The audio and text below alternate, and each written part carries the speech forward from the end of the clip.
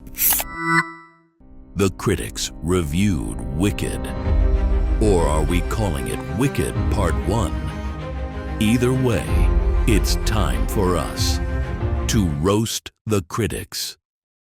The press tour for Wicked Part 1 is an exercise where we, the consumers, must learn to separate the art from the artist. We can all agree that the 2024 movie lineup was mediocre at best.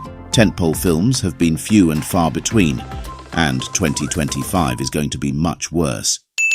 Is that all you've got? It certainly was no 2019. RTC was going to do an end-of-the-year best movie review, but we're doing it early since there's no way anything else coming out will melt Wicked. I'm talking to you, Disney.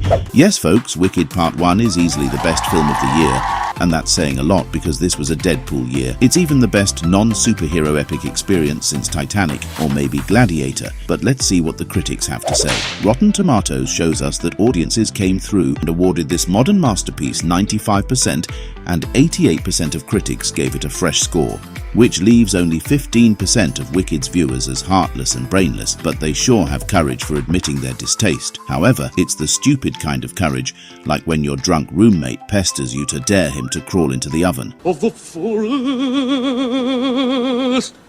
Hell, even the critical drinker praised Wicked, and he's, well, critical. It's actually pretty good. Come again? This time in my ear? Let's get to it then. Let's fly off the handle at the idiot critics who dared pan the best movie of 2024. Whitney Seibold from Slash Film says, Wicked is a long, ineffectual, busy, mushy mess, and it's not even finished yet. Not only is it hard to take this guy seriously with a name like Whitney, but even more so because he gave Madame Web a fresh score. There's no need to talk anymore about someone who's trying to pretend he doesn't have the IQ of an olive. Siddhant Adlakha from Joy Source says that any seasoned fan of classic Hollywood musicals ought to recoil at how joyless this one turned out to be. Did this guy call Wicked joyless? Someone please point out one frame of this film that's not bursting with joy and beauty. Let me guess, this guy has Lorenzo's Oil as one of his top 3 comedies. This acquiescence is so disgusting. You think you know so much? Let me tell you something. When Michael, our first boy, got sick, we thrashed about looking for anything that might help him. You know the best thing that happened? He was taken quickly. Now, Tommy, he has lasted 3 years. For 2 of them, he's been without his sight, his mind, everything that makes him a human being. He's a vegetable. Working at a place called Joy Source, as Siddhant does, is like the Wicked Witch working as a lifeguard, or a vegan working at a slaughterhouse, or Olive Oil winning a hot dog eating contest. Okay, I'll stop there, you get the point. Before I go on, it's time for a brand new segment we call Roast the Fans. On our Instagram page, we posted this satirical headline which said, Uncle Walt's final letter resurfaces, addressed to future Disney CEO. If you remake Snow White, my ghost will break you. Perhaps we should have labelled this as satire the way hairdryers warn people not to bring the appliance near water, because Mitch Contreras took this to be for realsies. He adamantly yells, "False!" and assures his readers that no one, in fact, was worried or even thinking about remakes when they created these movies. Fact check. Hollywood remakes go as far back as 1896 with duplicated films such as Playing Cards, Grandpa's Reading Glasses, and The Great Train Robbery, just to name a couple. Disney live-action remakes even go as far back as 1996 with 101 Dalmatians. The point is, Mitch, that Uncle Walt could not possibly come back as a ghost and break an entire empire, but the current CEO sure can, which is exactly what he seems bent on doing. Back to roasting the critics, Alonso Durandalde from The Film Verdict says, this isn't a fiasco on the level of Cats or Dear Evan Hansen, but those encountering this material for the first time may well wonder what all the fuss is about. Say what you will about Cats, but what's wrong with Dear Evan Hansen? Also, if you saw the movie before the stage play, let us know down below what your impression was. Avi Offer from NYC Movie, he says, Ariana Grande is miscast. I'm going to just take a stab in the dark and say that he probably doesn't think Heath Ledger was right for the role of Joker, or Johnny Depp for Jack Sparrow. If he thinks Ariana is miscast, who would he have play Iron Man? Danny DeVito? Even Ben Shapiro had a problem with Ariana's Grande performance as Garlinda. I think Erivo's way better than Grande, but Grande's fine. I don't think she's awful or anything. She's just the same thing over and over and over. She's clearly very much up to the task, performing equally as or even better than Cynthia Erivo. Let's just give them both the little golden statues. Yes, they deserve all the awards, but even more so, I want to see their acceptance speeches go viral, like when a cat gets caught in the fan blades. It's horrible to watch, but impossible to look away. Roles was something that I think that should be studied. Yeah. It's been an honor to stand by Cynthia during this hard time. I mean, her battling cancer. Oh no, I'm just bold. If you want to make tons of money on a bet, check out what Eric Marchand from Rogers TV says. A burning Elphaba effigy and Jim Crow-esque caricatures establish an unpleasant tone that fails to provide escapist fantasy entertainment. So where's the money coming from? Observe. I bet Eric is going to give the upcoming Mufasa and Sonic 3 rotten scores.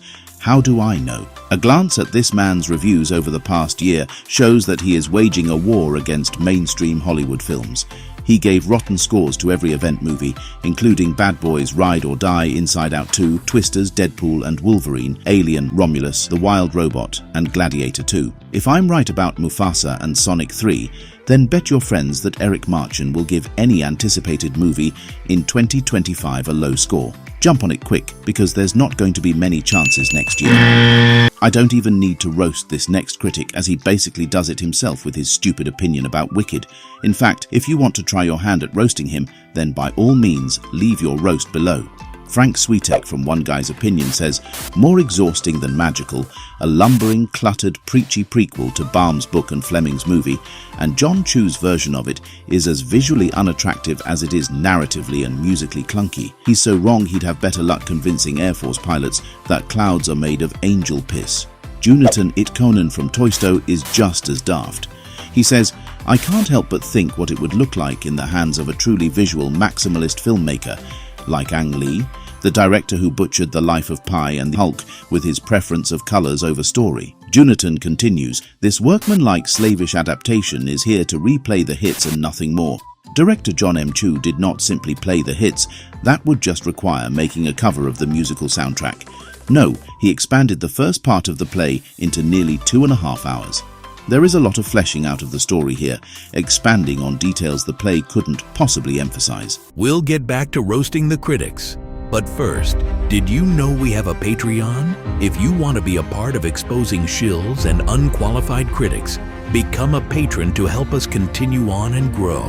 Also, if you donate, we will do a movie you suggest to us. Thanks for watching and enjoy the rest of this video. Drew Barrymore from the opening of Scream says that Wicked is big and frenetic and silly and noisy. The only thing that stands out to me from this review is the polysyndeton nature of this sentence. If you can't write a 4-word review without serious grammatical errors, what is this lady doing reviewing movies? Doesn't she have a spaceship to catch? As if that review wasn't stupid enough, check out what Walter Chaw from Film Freak Central has to say. Wicked is a laboratory creation machine tooled to tweak the unearned tingle like a twigged-out harpist flailing against hormonal strings. Two can play that game. Twinkling in the twilight-tinted sky, twists, Twizzlers trying to tiptoe toward a trying tipsy tot. No matter how cute that is, I cannot convert that into a proper movie review the way Walter attempted to do. Alan French from Sunshine State Cineplex speaks like a true meteorologist when he says, despite all of these positives moving in its direction, a cloud hangs over the Emerald City. Is it a green sky? Is that what I think it means? Going green. Greenish. Apparently so. Edwin Arnaudin from Asheville Movies went into this one with arms crossed, ready to give this film a red mark.